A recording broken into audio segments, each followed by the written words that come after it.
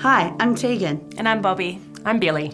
And we're experts by experience for the Fostering Lifelong Connections project. What made you decide to join the Fostering Lifelong Connections project as an expert by experience?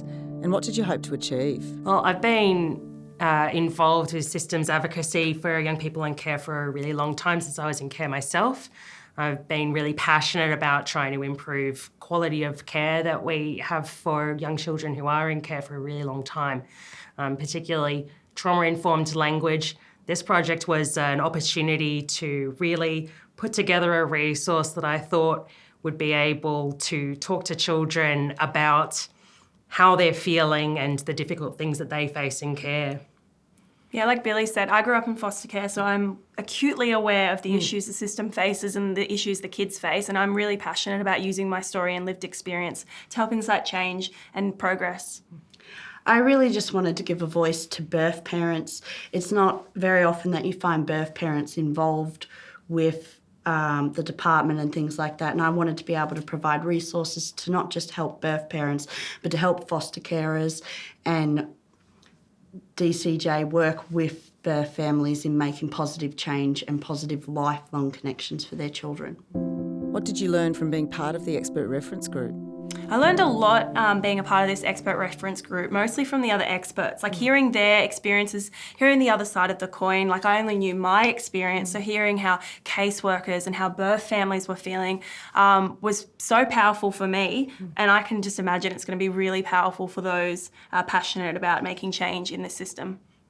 I learnt much the same from everybody else, seeing every perspective, but what I really loved finding out was about how much change has already begun and how we can build upon that and scaffold it into something that's going to be amazing. That's so true. There have been so many changes over such a short amount of time. It feels like very slow progress, but it does feel like good progress as well. I think I have to echo the same thing that I learned so much from the other experts by experience.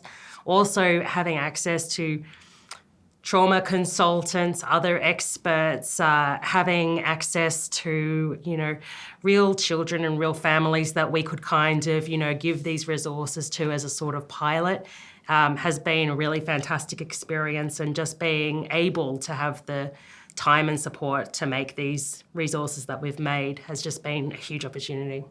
What was it like to work alongside the other experts by experience? It was amazing to get to see it before it was even done and just be a part of watching the books grow and a part of watching the tip sheet grow.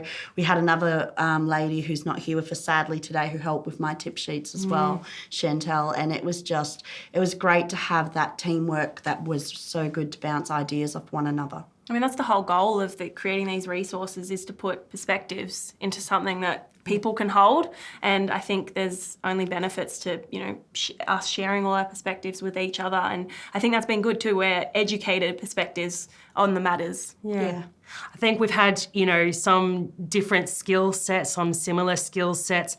I know it's been hugely beneficial to us sort of tossing ideas back and forth with each other, because we have these similar but different perspectives.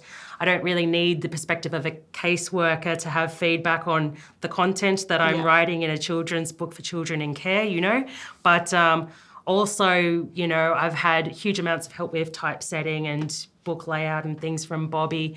And we've been talking about, trauma-informed language and how to sort of, broach things sensitively. So it's been great to have other experts by experience on the panel that we've been able to talk back and forth and develop these resources.